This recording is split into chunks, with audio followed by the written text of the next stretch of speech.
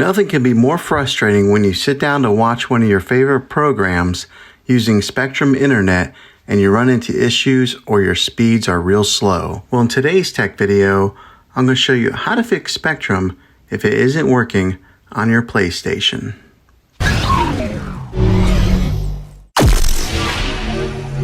I'm going to show you a few really simple ways to try and solve your problem and get you back up and running again. Now, the first one is the easiest one to try, and that's to unplug your TV from the wall outlet and wait 60 seconds. Now, don't be impatient here. Wait the whole 60 seconds, then plug it back in. This is very different from turning your TV on and off with your remote control. This is what we call a hard reset of your TV, so make sure you do this method. The next method would be to push the reset button on your modem or your router if it has it.